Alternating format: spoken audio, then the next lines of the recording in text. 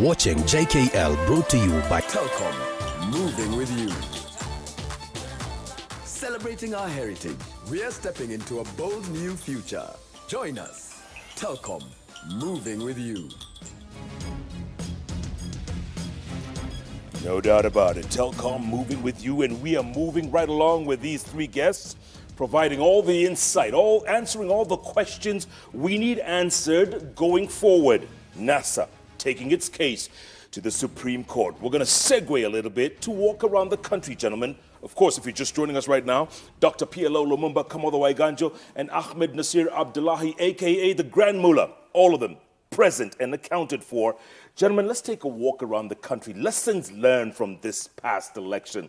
It's only fair we start at the capital, Nairobi. Grand Mullah, you take it from there. Sonko in Nairobi. It was a tight race. It went all the way down to the wire. But in the end, he had more than 150,000 votes, more than the incumbent Kidero. Your thoughts? I think Kidero set the bar so low that I don't think anybody can perform worse than he did. I mean, in terms of service delivery, it was zero.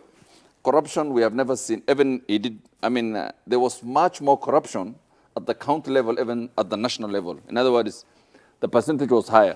So I think Sonko will have a very good tenure during this. He can't do worse than Kidero. That's the bottom line. And he started pretty well, yes. Kamodo. He did. He's cleaning the streets. He said all the right things, including rejecting the money for the inauguration. I'm not sure that he has the power to then reallocate it. But that's okay. I think his spirit is right, even though he may be wrong on the law. But I think also what was surprising is the underperformance by Peter Kenneth. You know, because that would have complicated it for Sonko. Yeah. And I think let's give the young man a chance. You know, he may just surprise us. Even those who may have been skeptical, I mean, he may just surprise us. PLO? I have stated times without number here that I thought that Evans Kidero performed dismally. And in fact, in terms of some of the individuals that I wanted to lose, I think I wanted Evans Kidero to lose, because I'm a Nairobian and I walk through this city every so often. There is not a single thing that I can identify that my good friend did well. And Sonko, there is a sense in which not much is expected from him. But I must agree with my good friend Ahmed Nasir that I think the bar having been set so low, there is nowhere else to go but up. Okay, let's stick with Nairobi. And NASA lost both the gubernatorial and the senatorial seats, but they did get the women's rep. Esther Passaris won big. And we made the prediction that Esther would win it anyway. Yes. But for good reason. The competition had performed so dismally in many ways that I don't want to speak about here, that it was always obvious that Esther was going to be a shoo-in candidate. Yeah. And I believe that Esther has demonstrated through her other project that she is capable of delivering. And I think that she is a good candidate, she is a good winner, and I believe that one of the things that Esther must stop doing is going with the crowd. He has won in her own right. Let us carve our own niche and stop going with the flow to say things that ought not to be said. Discretion is the better part of valor. That is what English says. I like that. Discretion is the better part of valor. I must say something about, I think it was in 1994, yes, when the conversation about persons with disability was not a big deal in Kenya. I was then a young, I think it was 94, I was a young lawyer. And I was acting for a client who ended up sending me to a factory in industrial area, which was then run by Esther Passaris. And in that factory, the only people who were employed in that factory were persons with disability. That is the first time I ever met Esther, and I will give her the benefit of the doubt in any situation. The other reality is that she also did her political calculations right. By standing with NASA, she then owned the NASA vote, and she also harvested quite a number of votes from the Jubilee pot. Yes. So she also did her calculations right. And let's give her the opportunity. Yeah. I hope she will not surprise us. I mean, she will not let us down. I think the performance in the previous, that seat in Nairobi was sometimes disappointing. Yeah. But let's hope that she'll live up to expectations. All right, let's switch gears real quick. Grand Mola, celebrated internationally acclaimed activist Boniface Mwangi going up against a celebrity musician and losing. No, I think Boniface ran a very good campaign. I mean, I think it was one of the best campaigns, you know, issue-based. He told guys in Starehe, you know, this is who I am. This is what I represent. I have no money to give you. I mean, I think he raised his money through, you know. I think, as I have said in my Twitter, I mean, that's the way really to do campaigns. I think he has run a very, very good campaign. Are we ready for that kind of campaigning here in Kenya?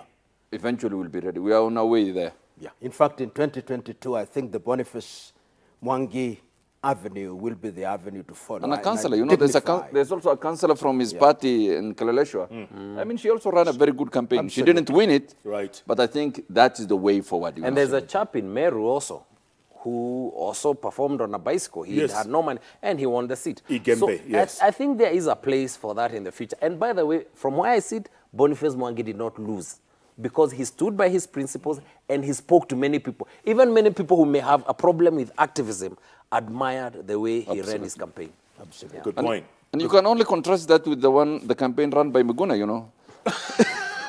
Let's not go there. No, the contrast. You had to bring that in. No, the contrast is very important. Go on. I mean, you have to give credit to Boniface in terms of he identified issues and says that this is what I will do. This is the issues you should judge. This is the way I should run my campaign. And it's up to you to make, you know, your decision in terms of voting. And how did Miguna do it? Just the opposite, you know. He's on another network right now, so he's not listening to you. No, but I think for Kenyans, it's good to contrast and compare and contrast how different candidates run their campaigns. Come on, then, let me go to you for this. Baba Yao. Yes. Oh, my goodness. Overwhelming. Yes, and remember we predicted that Yes, was going we to did. happen. Yes, we did. And like I kept saying, a lot of that was an anti-Kabogo vote. And I think there are lessons to learn from that. I think we must recognize that the Kenyan voter, we may dismiss him and say he votes ethnically. The reality is that the Kenyan voter is increasingly sophisticated, and they will punish you for certain things.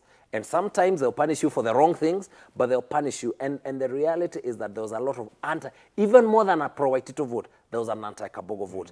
And part of it was also that people identified with Waitito's brand, you know, and they felt that there's something you could do. And there's a certain level of, the certain brand that Kabogo had that offended many voters.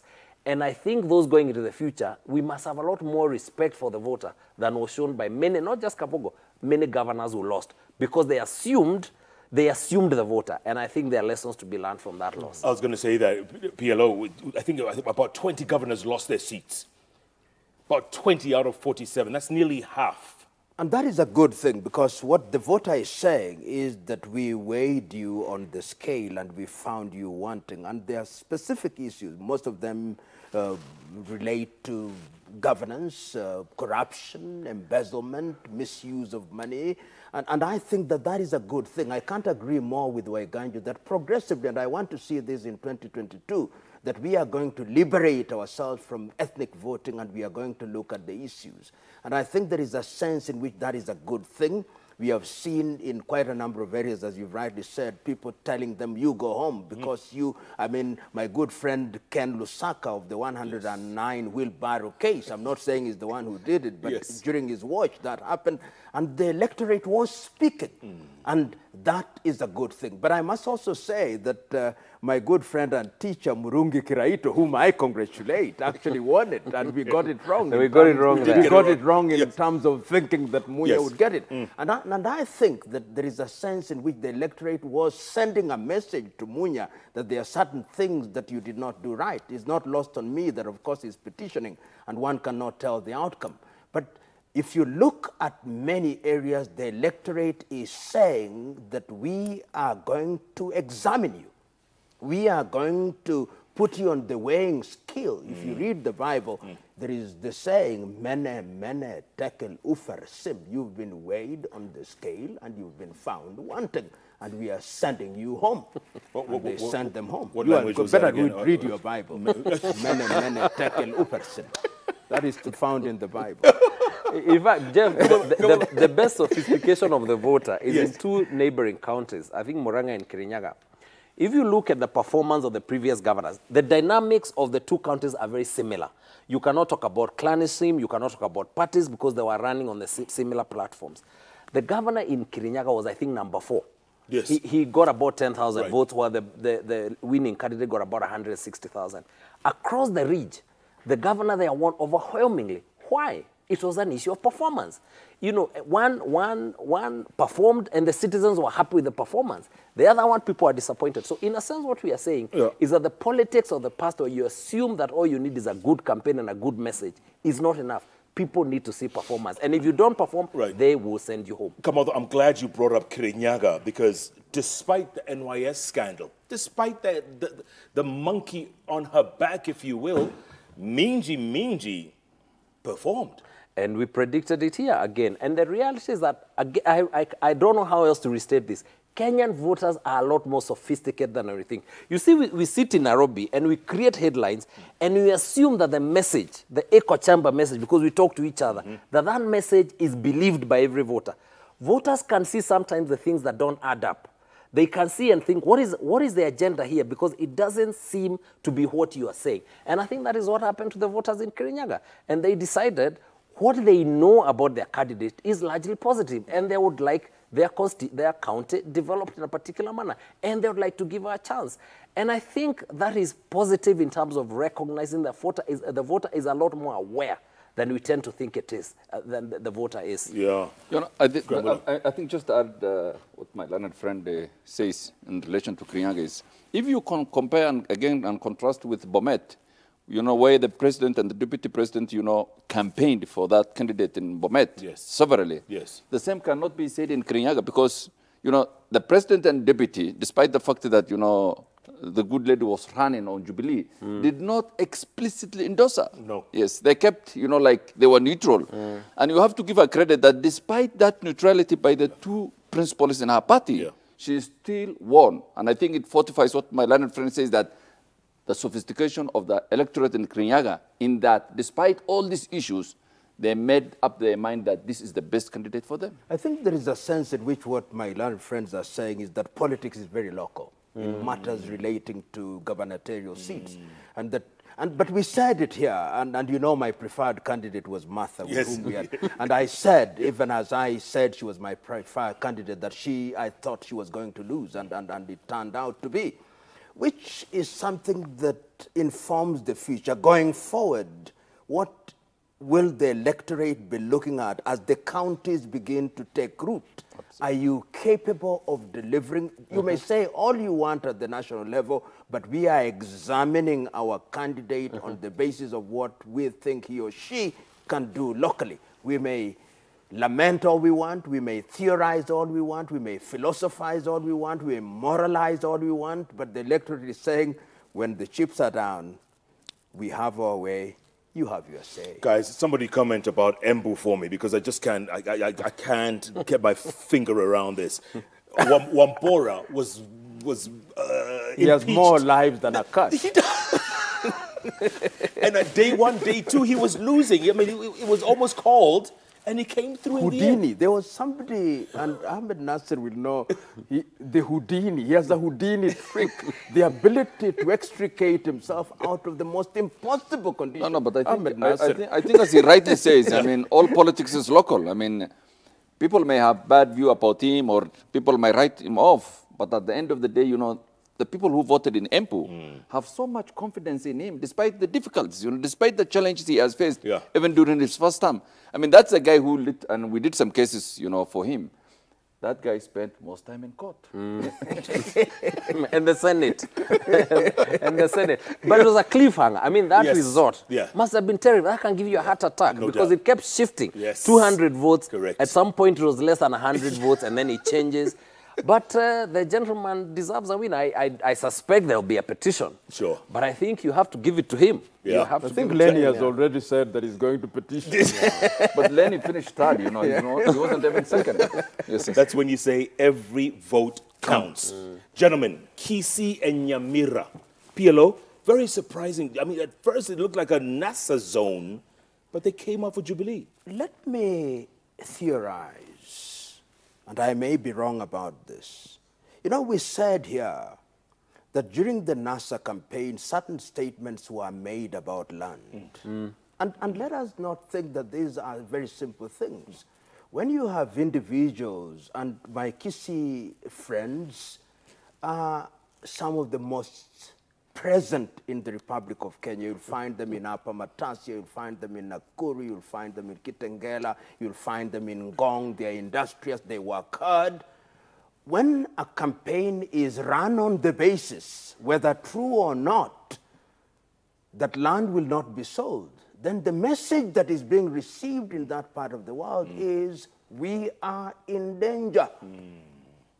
And the way that the electorate then responds is to say, better the devil we know than the angel we do not know. That is my theory. Yeah. You guys agree? I think so. That Kisii, in 2013, I believe the Kisii vote for the Jubilee was about 27%. I believe the combined vote now is an average of 50%. That's a huge improvement. Yeah. What was different about how the campaigns were run, from what my friends from Kisii tell me, is that the campaigns in Kisii land were run by professionals. A lot of, if you talk to the Kisii professionals in Nairobi, many of them actually moved every weekend and they funded their campaign. And I think there's a message that resonated there, that it is good for us to be part of government. But that issue that Prof has raised was very, very important. I think the message about land, the people who that message was addressed to, both those who perceive themselves to be victims and those who perceive themselves, understood it. You know, however else out here we could couch it and assume that it was a very innocent statement. There's a phrase the Americans call dog whistling. The people to whom it was addressed understood what it was saying. And I think part of why NASA paid a price was actually that statement. Because if you go to Kajiado, the bulk of the people who are called outsiders, which is very unfortunate, many of them are actually more from Kisii than even Central Kenya. But you know, what does that show? You know, it shows the tragedy of Kenyan politics, because it was not in NASA's manifesto. You know, this land issue was not in their manifesto. I mean, this was, you know, an ad hoc policy that Raila thought will resonate very well with a certain constituency. And it backfired. But unfortunately, it boomerang on him. Right. And that's the tragedy. And it shows, you know, the shallowness of our politics. If it's not in your manifesto, why do you sell that policy on a certain specific constituency? When Absolutely. Yes. Gren Muller, Deputy President William Ruto's forays and frequent forays into Western province, Western counties, it worked. Absolutely. I mean, it worked because if you look at the number of votes, you know, the President Jubilee got in Bungoma. Yeah. I mean, that was one of the factors why Raila lost. But also it's one of the facts why Jubilee has almost an absolute majority in Parliament, because they have won quite a number of seats in Western Kenya. Yeah. So, I mean, the more constituencies you visit, the better. The more regions you visit, the better. And the message also is important, because I think Jubilee showed Western Kenya that it can have a place in a Jubilee government. Yes. But there is a sense in which, and the voter is very realistic, in as much as, and I agree with Ahmed Nasser, that the forays also helped, but there were certain very symbolic issues. This is speculation. The injection of funds into Mumias, you are speaking to the sugar farmer. You have addressed pan pepper. You are speaking to the issues that are in that area. And I think that those are things, whether done late in the day, they are telling the voter in that part of the world, we are beginning to address your issues. We are creating employment through pan pepper, through Mumias, and even in Zoya, I think there was an injection. Even in Budalangi, notwithstanding that the bridge collapsed at a certain stage, but it was there in the first place. Yes. So it is Sigiri. all these factors conjoined that, in my view, help the current administration to make a dent in Western Province. And the last thing, historically, Western Province has been very democratic, and I'm using the word democratic very liberally. They are not a consolidated unit as you'd find in Nyanza. Although this time around, every critic or analyst was saying Western was going to vote as a bloc. But can I interject a little bit? I think probably we need to appreciate that the Western voter could not understand or appreciate the positions that was given to the two principals in NASA. That is, you know, Musalia Mudavadi and Wetangula. Whereas, you know, the Kenyan can easily understand when one is made a president and is run mate. These positions that were promised to these two candidates from Western Kenya could not be internalized or even probably conceptualized by the voter. So they thought, no, probably there's a road deal here. That's a very interesting point. So I guess my question is, did Mudavadi deliver for NASA, Kamodo? No, he did not. Not in the way that he was expected to deliver, because the assumption was, and we had this conversation with two prominent gentlemen from that area, the assumption was that the Mulembe vote would now be in one basket delivered by Mudavadi for the first time, I think, since Kijano Amalo. But the truth of the matter is that the vote was divided even much more than it was in 2013. So it just says, again, that the dynamics, and I keep emphasizing that the voter is a very different voter from the 2007 voter. And I think there are certain things that inform the patterns of voting that analysts will now go and check. People need to go and understand so that you craft your message for the elections 2022. The good thing for the Jubilee government is that unlike 2013, when they had, you could draw the very few areas in which they had majorities, they actually now have presence in most of the country. And I think it is important now going forward that whichever administration they craft reflects not just their core constituencies, but as much as possible their national spread, including in areas where they may not have had votes. Because I think what we are saying is that let us move together as a nation while we recognize that we are also reacting to the political realities. And I think it gives Jubilee a very good opportunity to do that, because they have a fairly national spread from Jeff, Turkana and everywhere. There is something that I think, just to add on to what Koinange is saying, you know, Jubilee became a political party. So when you went to the ballot, you are voting Jubilee. Yeah. NASA, there was nothing on the ballot called NASA. Right. When you went and picked the ballot, what you had was Honorable Raila Amolo Odinga and Kalonzo Musyoka under ODM. And I want to believe that there are voters who went there and were looking for NASA. And what they found was ODM, they found ANC, they found Wiper, they found CCM. And they were wondering, what is it that we have? And I think that is a message to NASA that if you want to go forward, you had better convert this particular edifice of a thing into a political party so that we are able to see that there is a NASA that we are voting for. I think that also might have worked against NASA. PLO, had Mudavadi been the flag bearer, and you know, this hindsight is 2020, would it have been different? I don't think so. There is a sense in which I'm now convinced that in terms of traction, of the three of the, is it five of the principles? The one that has the greatest traction and appeal nationally is Raila Amolo Odinga. The others are paper tigers. Let us be blunt about it. Even if they were, the best candidate for NASA was always Raila Amolo Odinga. Yeah. Which brings me to my next point, Grand Mullah. Did Kalonzo deliver Ukambani for NASA? I mean, he delivered in one sense, because unlike Mudavadi, Kalonzo delivered, the percentage was very high, and Kalonzo delivered for the president. You know, the voter turnout in terms of, you know, Ukambani was much higher than Western. He delivered, but I think the mistake he made is he did not concentrate on Wiper candidates. And Wiper, you know, was almost literally wiped out. Yes. Wiper wiped out, yes. So at the presidential level, he has delivered for Raila, but at the local level, he forgot about himself. And there's a new king of Ukambani now, isn't there, Kamodo? I think they're new kings of Ukambani. You can be sure that Her Excellency, the governor of Kitui, will be making a claim. And His Excellency, the governor of Machakos, will also be making a claim. And I think one of the good things is that... Even Kivoda Kibwana. Even Kivoda Kibwana is not a dyed-in-the-wool Wiper. He's got... he was a very recent convert. You know, and it was a strategic conversion. I think the good thing about it is that in 2022, we're actually going to have a lot of candidates who may offer themselves for the presidency, who actually have a track record. We can actually assess them on the basis of executive experience, and that can only be good for this country. And that will probably now take us away from the conversation of assuming that we have a binary vote. It's either the candidate who represents X community or Y community, but that we actually have others who will be defined by their performance, and that can only be a good thing. Absolutely, good point. Great points all around. There are several senators who decided to take a leap of faith and try for the gubernatorial. Failed miserably.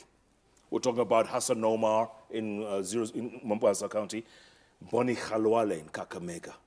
Were those miscalculations, PLO? Of course. I mean, I don't know why people don't have a sense of proportion. Hassan Omar, sense of proportion. Boni Khalwale, sense of proportion. Yeah.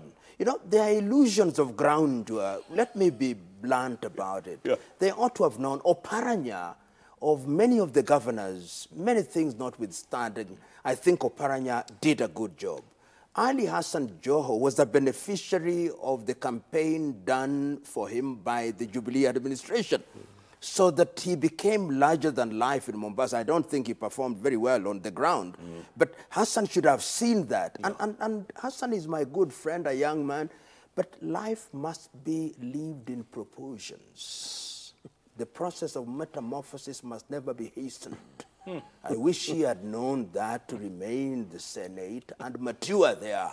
I hope this is a good lesson. He will mature, and then, of course, he'll become somebody that is worth. But let us also talk about the senators who succeeded. Peter Anyang' Nyong'o, whom we predicted would do a good job. Murungi Kiraitu. Yeah. Stephen Sang.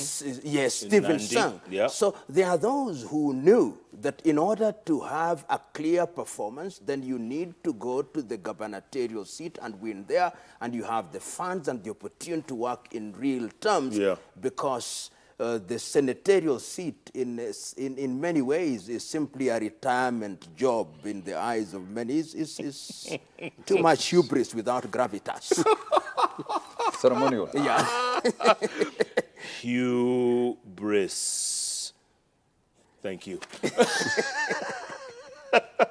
So what happens to the bullfighter now, Kamado? What does he do? Because he was very vocal as a senator. He was pretty vocal. And I think he played a good role in the Senate as chair of PSC. I think he pushed the Kakamega agenda too strongly.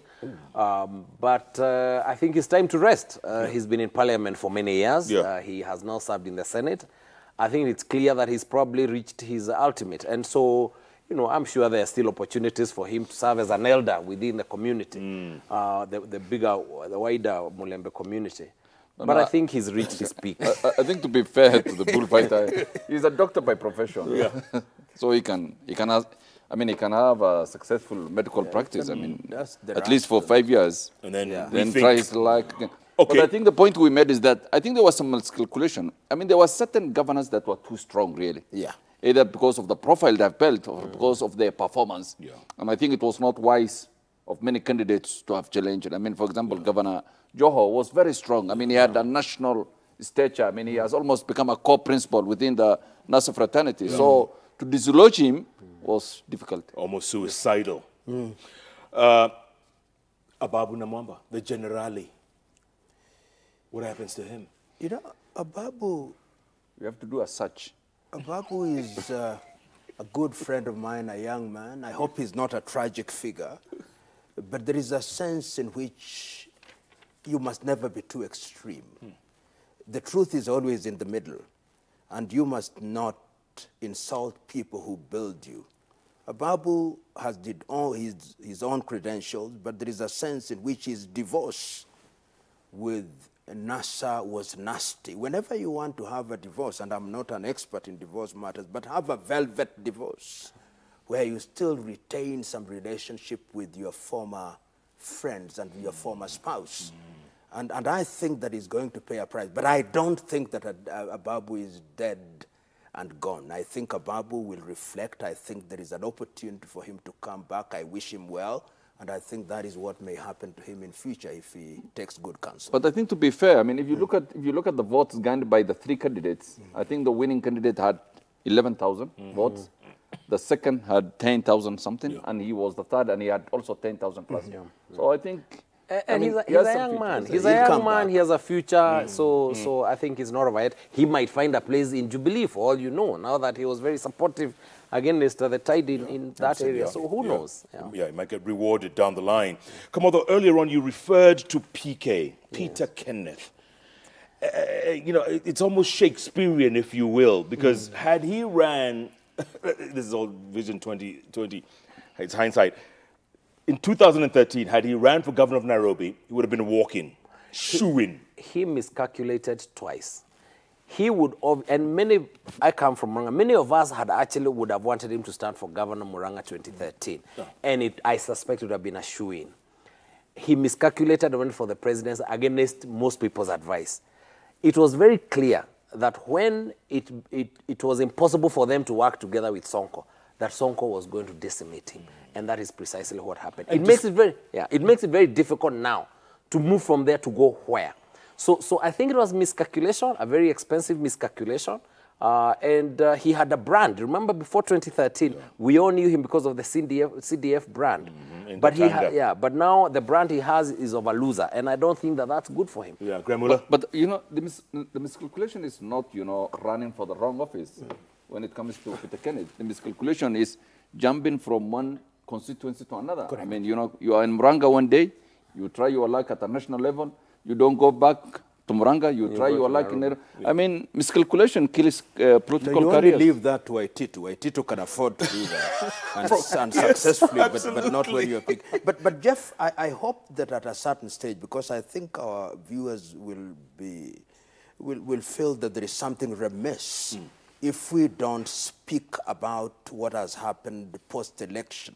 And I hope that at a certain stage we are going to have occasion to talk about that, so that we are not seen to be ignoring the fact that certain things happened which ought not to have happened in terms of the deaths, in terms of the raids in the civil society, in terms of the reaction of the people from Luo Nyanza. I think those are critical issues that we cannot afford the luxury of glozing off. I'm just reminding you, just in the event. And I'm glad you brought that up, PLO, because today, Matiang'i, the acting CS for Internal Security, he reversed that order to shut down, to close down, to deregister AFRICOG and KHRC. Your thoughts? My thoughts are very clear, that if indeed you think that a particular organization has conducted itself in a manner that is inimical to the law, then you ought to follow the law. What I would have expected to happen is that these particular bodies are given a notice to show cause why certain action should be taken. I want to believe that if done in a proper manner, then they are given the opportunity to defend themselves. I don't have the facts. And I do believe that it's possible that the law does allow the KRA to do what they did, but the timing can sometimes be very important in terms of the things that you do. My own view is that you ought to be a little bit careful, particularly at this time when the nation is still reeling from deaths and the nation is still not at ease. You don't want to be seen, particularly the current administration, as being on the warpath of eliminating people who don't oppose you. And I'm very happy that CS Matiang'i has come out and done what he did. And Kamodo, the fact that the timing, you know, critics, as PLO said, the critics were saying, look, they were going to petition. It was obvious they were going to petition the presidential election, and then this happens. You see, whether that is true or not, I think from where I sit, it was a very ill-informed move. The reality is that at a time like this, and particularly for a government that has been granted such a huge mandate, it is very important to be seen to act with the confidence of a government in power, you know. And the thing to do, if you really believe that the institutions have breached the law, and it is possible that they breached the law, it is very important for you to be seen to be following due process. Because if you don't do that, what you then do is that you conflate the issues. And even if you had a case, you had a legitimate case against these institutions, they now become victims. And it becomes very difficult thereafter to make your case. While if you had followed due process, it would be obvious to everybody that there was a breach of the law in this and this. So from where I sit, it was unfortunate. I'm very glad that the CS countermanded that decision. The court also, I believe, also gave a stay. I think it was a good thing. And it is important, especially now, that government be seen to be free, to be fair, and to be giving everyone the right opportunity to be heard. Grand Mullah, I know you've talked endlessly about... No, but you see, I mean, the last 10 days, you know, were the best 10 days in the political life of Jubilee. I mean, you know, they had a thumping win. I mean, there were a lot of celebrations. Then you have a small functionary, you know, somewhere in government that makes such a decision that almost destroys, you know, all you have built. I mean, it creates the impression that, Jubilee does not want criticism, it cannot take criticism, it does not want, civil society to express their views. It was such a bad move on the part of, the fellow from the board. Fazul. And I'm glad, as Koinange rightly said, that the minister, set aside that decision, and the court also rightly set aside that decision. But the danger is we should not allow, functionaries in government to make such decisions that transgress on the right of people to criticize government, to say whatever they want about government. This government, as Kamodo rightly says, should be big enough, to hear what their opponents want to express without making such a radical move. And it destroys all that magnanimity that they displayed on Saturday or Friday. Police brutality, PLO. I've always taken the view that when confronted with situations such as we are confronted with, what happens is that you have individuals who engage in what they describe as demonstration, and what they do is that they want the opportunity to loot. And once again, Shakespeare was very right. When you have power, exercise it with due care. And that is why I think that there were certain excesses. And I would want my good friend C.S. Matiang'i, who is now, for the time being, in charge of internal security, to do that which is good and right, to say that certain things happened and due process will be followed. But the message must also go out to those who want to engage in demonstration that it must be in accordance with the law. But that does not justify use of deadly fire. We have ways of dealing with this thing. We have rubber bullets. We have all these other methods. To sit here and to know that 25, at least, Kenyans have been killed, and then we say we are now going to court while people have died in the belief that that was the only avenue, is a very sad thing. People who ought not to have died. It is a sad thing.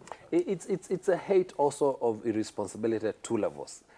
On the side of the NASA coalition, you understand your voter. You know how they will react. You know there are young men who get excited by thunder. So when you then call them out to civil disobedience, and you know precisely that these are desperate young people who believe in you. They are willing to do anything in your bidding. You know how the police react in this country. I think it is a hate of irresponsibility. Does that then justify police action in the nature that it happened? I believe not. But I think for the politicians, for all politicians who are following, particularly by hordes of young people, I think there's a massive responsibility that is on their shoulders to ensure that they do not put their supporters in the face of danger. And then on the police itself, to recognize that some of these protests are largely harmless, and you need to distinguish between the looters and the thugs and find a way of... Our policemen are trained to deal with crowds. We have seen them here in Nairobi, even when people are demonstrating against the IBC. There's a way in which the police acted then that was actually very commendable. We want to see that in the future. It is not that we must always use deadly force, but the responsibility also goes on those who go to the informal settlements and actually, cause what I would call incitement. And remember, it's not just about the police. If you go to places like Mathare, there are places where people live like Kosovo or the North and South Korea with almost DMZs. When you go to one side and appear to incite, you leave those people at the mercy of one another. That is unacceptable. So there is corresponding responsibility on the leadership, but the higher duty is on the police force. Absolutely. Because it is the one with what we used to call the monopoly of violence. It is the one that must restrain itself, even if those others do wrong. Good point, good point. No, the right to demonstrate is a constitutional right. It's not actually negotiable. There can be no derogation from that. It's such a basic right that, especially like this time when someone feels, the need to release some pressure, they should be allowed to demonstrate, within the law. And I think, unfortunately, in this country, the police are trigger happy. Even in certain instances where they don't need to use force, they pull triggers. They don't use, they use live bullets, and in most countries, you don't allow, live bullets. They can use rubber bullets. But I think as NASA, if the NASA government, goes forward, the Jubilee government goes forward, there is need to do a proper investigation on why 23 or 20-something people died, because that was absolutely not necessary. And I think for us to show that we are a country governed by the rule of law, when an incident like this happens, I mean, we just should not give, a protective cover or immunity to the police. We must investigate why 23 Kenyans died and what were the circumstances that led to their death. And I think it's very important that that issue should not die. Absolutely. Yes. And our thoughts and prayers goes to the families of all those Absolutely. killed and injured. Gentlemen, this is a live show and we like to go to tweets, refer to tweets and comments and all that. But I may have to seek permission from my boss, Washira Waruru, just to extend the time because, it's nearly 11 o'clock.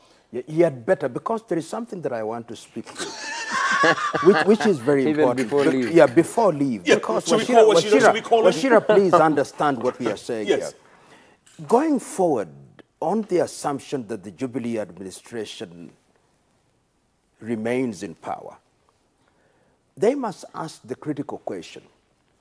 Why is it that there's a NASA that had principles, and allow me to be blunt, one from Ukambani, one from Luhia, two from Luhyaland, and one from Kipsigis? Why is it that is the Luo nation that came up in the manner that it did? That is a question that we must ask. Do the Luo nation feel that they are part of the country? Is there something that has happened to them? Have they been allowed to sit at the dinner table? Do they think that they sit at the dinner table as waiters and not as diners? And that is a critical issue, because going forward, this is a population, a nation with nearly 4 million people, and you cannot afford to make them feel, legitimately or otherwise, that they are not a part of the country. And going forward, if Jubilee administration remains in power, certain deliberate efforts must be made, not only in that part of the world, but in other parts, but specifically with this. If you look at that part of the world, sugar industry is almost dead, cotton industry is dead, fishing industry is dead, the lake has become a pond, there is hyacinth. So there is a necessity to ask the difficult question, and this problem will not be solved by tokenist appointment of individuals from that part of the world. It must be something in the nature of a Marshall Plan, injecting 10 billion into the Lake Basin Development Authority to make those young men and women in that part of the world feel we are part of Kenya, we want to participate in a positive way. And that is a message that I think we ought to send out to the Jubilee administration in the event that even post the election petition, they continue to serve for the next 10 years. That's a good point, Biolo. And Kamodo, to pick up on that, the tweets can wait a little bit. Because Jubilee, yes, that onus is on them, but also Raila as the kingpin, as he's the man who controls that whole region. Absolutely. He's going to have to pass the mantle over to the next generation or to the next leadership, which is going to have to pull all of Nyanza together, if you will.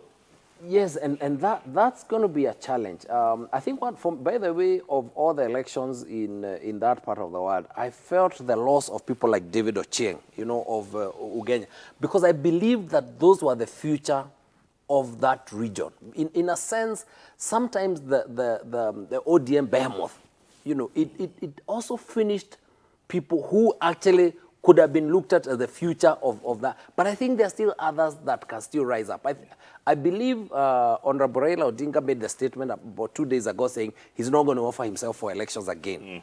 That means he has a tremendous opportunities now to grow a new leadership in that area. But I think that and to affirm what Prof has said, there is a conversation that will not be resolved by elections. And so elections are an important part of our political development, but they don't resolve all our questions. And that's an important question to ask. And it's easy to demonize and say, oh, these people react that way. But they're raising an issue, a question that must be answered. And whether it is perception or whether it is reality, we cannot ignore it. And one of the other questions that we must ask, why is it that 5 years after even devolved governments and significant resources being put in county governments, why is it that people still feel that the national government matters so much? Is this a reality or is this perception? Is it the truth or is it that the politicians have packaged it that way so that they can make a claim for the highest office to send the message that that's all that matters. So in a sense, one of the ways in which Jubilee can facilitate the empowerment of the people, not just, by the way, just in Luo Nyanza, but even in other areas, is to ensure that there's a very deliberate effort to support devolution. They should never, Jubilee should never be seen as even attempting to cannibalize devolution, and ensure there are sufficient resources, ensure that those resources are used prudently, ensure that you have support for county governments, ensure that the intergovernmental mechanisms work so that we empower devolution. Because any other conversation sometimes is about ethnic elite inclusion, you know, so that we appoint a couple of people to the executive, but that doesn't mean we have empowered the people at the base.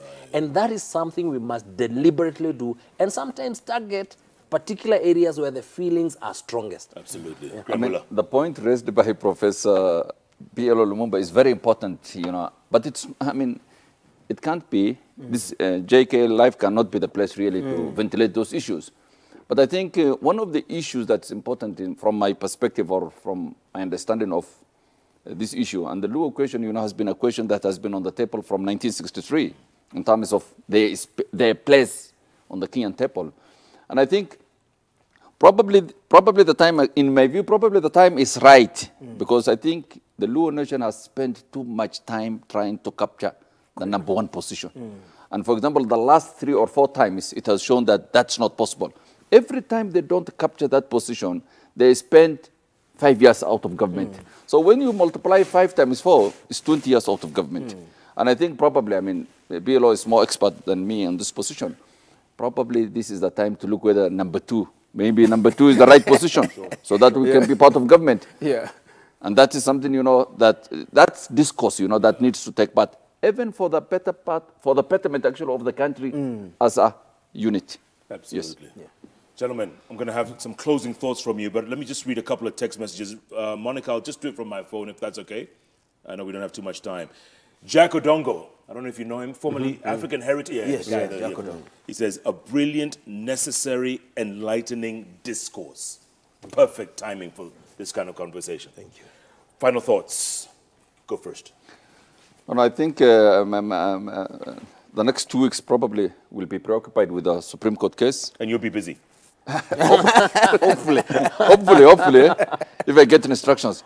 And I think that's the case, you know, the Supreme Court hopefully will conduct the way it handled last time.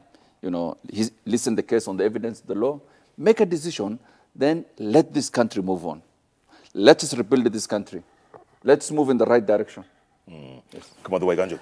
You know, Kenya in about 25 or so years has transformed itself from sunshine democracy. I don't know if people remember that we used to vote in the sunshine with queues, to the point where we actually almost a semi-electronic voting. The distance this country has traveled in terms of electoral reforms and democratization is a huge journey, and we need to consolidate those gains. Part of consolidating those gains is the process that we're going to go through in the next 2 weeks, which is about building institutions. Are they going to be perfect? Of course not. In any case, they are made by imperfect people. But I think it's important in the process of consolidating our democracy that we try them out. We test them. They can only be stronger. So let us encourage those that are going to go to court. It's a great thing that NASA agreed to go to court.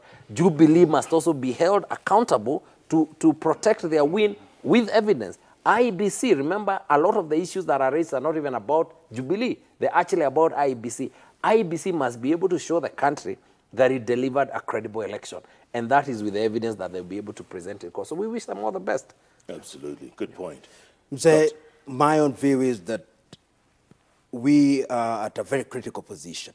And the message is that elections is not a life and death issue and should not be. It is a competition of ideas. And where there are winners, the winners must never gloat, and the vanquished must never be humiliated. I must take this opportunity first to thank President Kenyatta that upon being declared the winner, he extended a hand of friendship.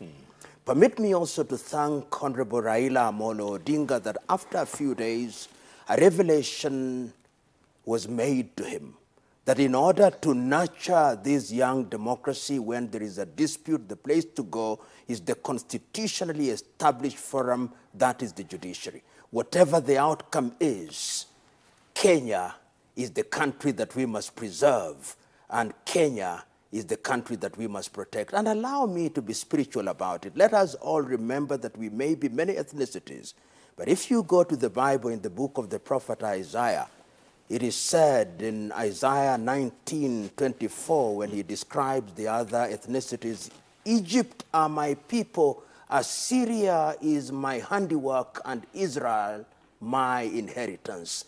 That could be said of the Kikuyu, the Kamba, and the Luhya. We are all one, working together like the piano, producing harmonious and melodious music. Let us preserve this nation given unto us by God. Indeed, indeed. And remember that expression they used to use all the time? All Kenyan? All the time. All the time. Remember? I remember. It still applies today. It must apply. Where did you abandon it? And that's for another show. Gentlemen, before you go, I have to ask you this question. William Samoei Ruto is obviously the main man for 22, right? Who's going to challenge him? PLO, real quick, who's going to challenge him? Oh, time Just name one, two. Time and tide has its own unique ways. You know, politics is our religion, so... My own view Go on. is, let us be modest. Who knoweth the future? Let us deal with the present. The present has its own troubles. Yes. Let us not be ones who claim to have the vision of Jewish prophets. Who knoweth the future? What about Hathan Joeth? Come on. I think the only thing I can say is that anyone who underestimates William Ruto does so at their peril. No doubt. If you see where he has come from and where he is, he's a man to watch. But, you know, I mean, it's 5 years. That's a very long time in politics. Joho? Will be in the running? I don't know. The dynamics of politics may not favor him. But then remember that we are going to recraft. There's going to be a recrafting of NASA. Yeah. And in there, he definitely is one of the front runners. One just hopes that the lack of a strong constituent base does not prejudice him. But I suspect that the politics of 2022 could be fundamentally different. So for all you know, he could be one of those in the running, either at the top or at a number 2 position. Grand Mula, we know for sure there will not be a Kenyatta on the ballot in 22, but there could be a Moi. I mean, I don't know. But I think the safest prediction we can make, if we want to play safe, as it relates to 2022, is that William Ruto is a front runner. Let's leave it there. Alfred Mutua. Leave it there. He said leave it there. Yeah. So just leave it there. Nobody wants to touch this, huh? No, I mean, we don't want to make strong statements on certain candidates. Let us make the safe statements on Who knoweth Who knoweth the future? Monica, you want to wind this up or you want to go to the board? Oh, wow, Washida has given us time, by the way. It looks like it. These are tweets, right? Okay, in my opinion, I feel like this is a positive move by NASA because it will clear doubts and lay bare what Kenyans need to know. All right. My question is, does this move that NASA has made affect the opening of schools? Very practical. Very practical, question. but let the schools open. Let the schools open. Well done. Why is Rao asking the courts to redeem themselves? Isn't that conditioning the courts? We talked about that, didn't we? Indeed. According to me, I see going to Supreme Court can't change anything. The only option that I offer to Baba is to concede and accept the defeat. Okay, that's Mohammed Amin. Jesse Kidula, you say the move by NASA is welcome. The spotlight is now on the Supreme Court to redeem itself by exercising impartiality and equality. Okay. Bernard Lesalon, you say NASA about turn means Kenya is at peace. As long as they have evidence of elections rigging, I trust the Supreme Court. All right. Ariro Rex, you say, what do those learned friends say about the continued tallying on the IEBC public portal, even after the announcement of the quote-unquote final results? Anyone? I think IEBC explained what was happening. Yeah. And I'd like to take their word. And let me keep reminding people that the results declared were not based on that portal. Right. They were based on manual tallying at the constituencies. So let's not make too big a deal about it. Okay. Yeah. All right. Real quick, some Facebooks. Some Facebook posts. Willie Wanjala, you say, a good start. We want justice. Presidential results not announced at polling stations as required by law, plus many other irregularities. Okay. Otieno Ngueno Karumanzira, you say, they have now done what should be done rather than creating tension, which was deteriorating our economy. All right. Glenn Njira, you say, there was no other option left for them, though I doubt if there's enough evidence to change the outcome of the results. All right. That's it? Oh, okay. All right. Thank you. Gentlemen, thank you so much for your time. Thank you very much. Very much. Asante. Dr. PLO Lumumba, Kamodo Waiganjo, and of course the Grand Mullah, who may be very busy for the next 2 weeks. They can be busy too. It's clear where Jeff Koinange's heart is. Thank you so much, gentlemen. Let's do this again sometime soon, Thank okay? you. Thanks so much for Thank your time. you very much, And Jeff. for you, thank you so much for joining us tonight. It's been a fascinating conversation talking to these three gentlemen who know a thing or two about the law in this country and going forward. Their hearts are in the right place. Let's hope our leaders are too. Tomorrow night, tomorrow morning, Jesus. In a few hours from now, join me and Mzee Jalas Munyewe, Jalango, on Hot 96 FM. Do you guys listen to us in the morning? Oh, thank you. Hot 96 tomorrow morning. It's going to be smoking. Thanks so much for watching Jeff Koinange Live. Jeff Koinange Live, sponsored or driven by Telkom. Telkom, moving with you. Thanks so much for your time. Good night. Good luck. God bless. And like I said, all Kenyan. All the time. You didn't say that in convincingly. I'll say that again, okay? All Kenyan. All the time. There you go.